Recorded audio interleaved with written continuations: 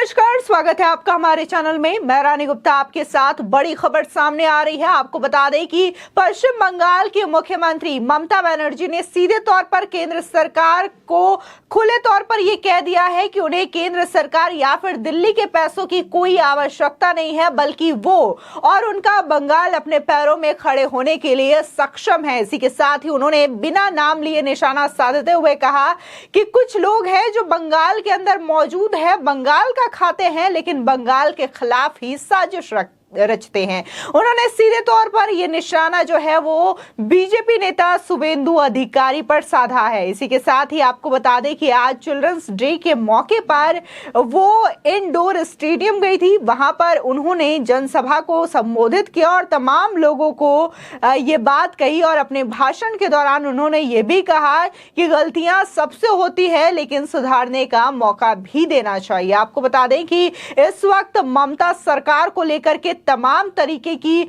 बात सामने आई है, जहां उनके मंत्रियों के द्वारा किए गए भ्रष्टाचार की लिस्ट काफी ज्यादा लंबी है। तो वहीं अब उनके जो मंत्री हैं अखिल गिरी, उन्होंने राष्ट्रपति मुर्मू को लेकर के आपत्तिजनक शब्दों का इस्तेमाल किया है, जिसकी वजह से ममता सरकार एक बार फिर से घिर चुकी है।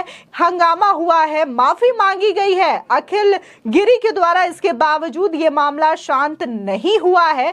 आए दिन अभी भी यही कहा जा रहा है कि ममता बनर्जी को अखिल गिरी के खिलाफ कोई कार्रवाई करनी चाहिए, उनके खिलाफ कोई एक्शन लेना चाहिए। लेकिन इसको लेकर के ममता बनर्जी ने यह कहा कि लोग बंगाल के खिलाफ साजिश रच रहे हैं और सुधारने का मौका नहीं दे रहे हैं। इसी के साथ ही उन्होंने कहा कि टीएमसी सरकार को बदनाम करने की कोशिश की जा रही है।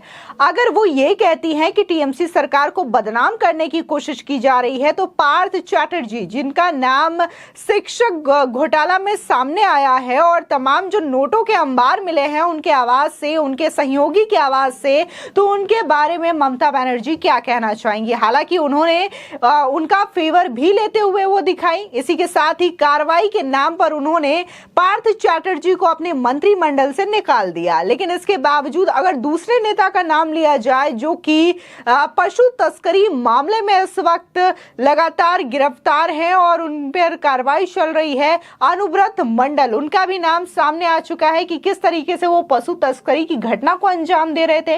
इसी के साथ ही एक और अगर बात की जाए तो खुद उनके भतीजे अभिषेक बैनर्जी को लेकर भी कोल स्कैम मामला चल रहा है। न सिर्फ अभिषेक बैनर्जी बल्कि उनकी जो पत्नी है उनके खिलाफ भी ये मामला चल रहा है और लगातार सेंट्रल जांच एजेंसियां इस मामले में जांच कर रही हैं। रही बात ममता बनर्जी ये कहती हैं कि उन्हें दिल्ली के पैसे की कोई जरूरत नहीं है, बंगाल अपने पैरों में खड़े होने के लिए सक्षम है। आपको बता दें कि एक रिपोर्ट के मुताबिक बंगाल सरकार में करीब 6 लाख करोड़ रुपए का कर्ज है और ऐसे में जहां ममता बनर्जी ये कहती हैं कि उन्हें दिल्ली सरकार के पैसे की जरूरत नहीं है। आपको बता दें शुभेंदु अधिकारी जो कि बीजेपी के नेता हैं, उन्होंने ट्वीट करके ये कहा था कि ममता बनर्जी 10,000 करोड़ रुपए का कर्ज आरबीआई से मांग रही है। सवाल ये उठता है कि जब उन्हें केंद्र सरकार के पैसे की जरूरत नहीं है तो आखिर क्यों वो आरबीआई से इस तरीके से 10,000 करोड़ रुपए का लोन लेना चाहती थी।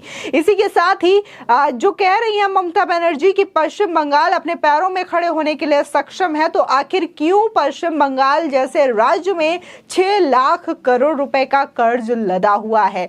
इसी के साथ ही देखने को मिलता है कि आए दिन वहां पर कोई ना कोई हिंसक घटना होती रहती है। कभी जो नेता हैं आपस में इस तरीके से लड़ते हैं या फिर कभी जो वहां पर आम लोग हैं वो भी सुरक्षित नहीं रह पाते, यानी कि आम लोगों से लेकर के बड़े बड़े नेता भी पश्चिम बंगाल में सुरक्षित नहीं है। आए दिन कोई ना कोई हिंसक घटना या फिर इस तरीके से हिंसक कार्रवाई होते हुए देखी जा सकती है। किस कदर बंगाल जो है आग के हवाले हो जाता है, हिंसक घटनाओं के हवाले हो जाता है, इसकी तस्वीरें आए दिन सामने आती रहती है। इसके बावजूद ममता बनर्जी ये कहती हैं कि सुधारने का मौका दीजिए, हमें दिल्ली के पैसे की कोई जरूरत नहीं है। इसी के साथ ही देखने देखने को मिला था कि ममता बनर्जी लगातार प्रधानमंत्री बनने की उम्मीदवारी भी पेश कर रही हैं, सपने देख रही हैं। लेकिन सवाल ये उठता है कि क्या इसी तरीके से अगर पश्चिम बंगाल को वो संभालते हुए दिखाई देंगी तो 2024 में वो प्रधानमंत्री बनेंगी? जिस तरीके से लगातार देखने को मिल रहा है कि तमाम विपक्षी पार्टियां एक बार फिर से 2019 की तरह लगातार हाथ मिलाने की कवायद में लगी हुई है, चाहे फिर वो कांग्रेस हो, अरविंद केजरीवाल की पार्टी हो, असदुद्दीन ओवैसी हो या फिर ममता बनर्जी।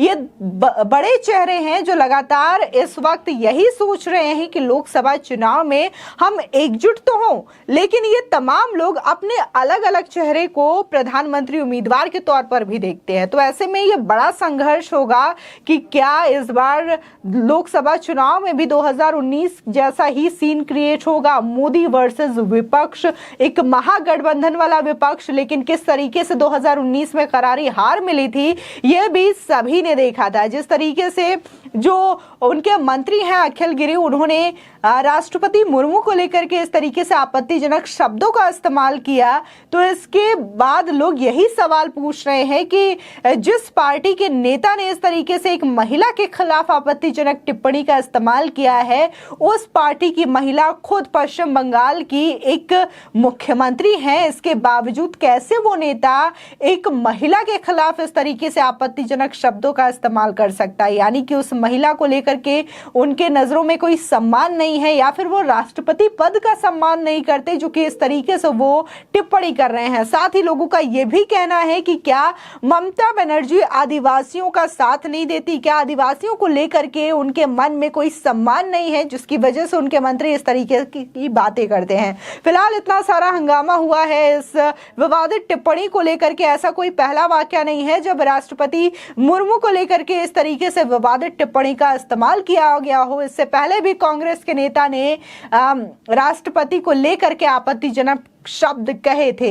ये जो चीजें हैं वो बार बार देखने को मिल रही है कि पहले तो आप किसी को इस तरीके से विवादित शब्द कह दें, उसके बाद माफी मांगे और सोचें कि ये मैंने माफी मांग ली, अब सारा किस्सा खत्म हो गया। लेकिन इस बार जो जनता है वो लगातार रोष में है और यही कह रही है कि बार बार इस तरीके की गलती करना, फिर माफी मांगना कभी भी बर्दाश्त नहीं किया जाएगा। और जिस तरीके से ममता बनर्जी ये कहती है कि उन्हें केंद्र सरकार या फिर दिल्ली के पैसों की जरूरत नहीं है, तो ऐसे में सवाल ये उठता है कि जो तमाम योजनाएं होती हैं उसको लेकर के ममता बनर्जी केंद्र सरकार से फिर ये टकटकी क्यों लगाए बैठती है कि ये जो योजना है वो केंद्र सरकार पास कर देगी, जिससे कि पश्चिम बंगाल का डेवलपमेंट हो सके।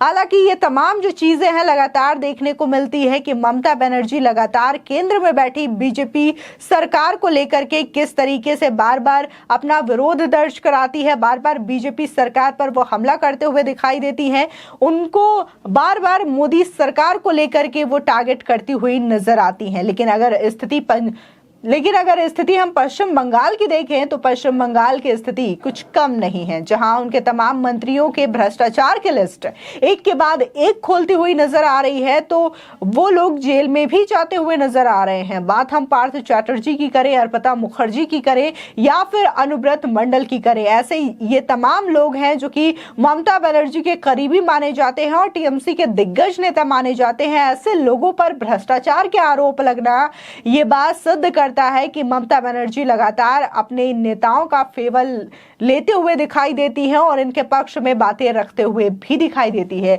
वही कुछ लोगों ने तो यहां तक कमेंट कर दिया कि आपको दिल्ली सरकार के पैसे की क्या जरूरत है जब आपके मंत्री खुद इस तरीके का भ्रष्टाचार करते हैं और नोटों का पहाड़ आपके लिए छोड़ रखते हैं। फिलहाल आपकी इस खबर पर क्या राय है हमारे कमेंट सेक्शन में जरूर बताएं। आगे की और भी अपडेट के लिए चैनल को सब्सक्राइब करना ना भूलें।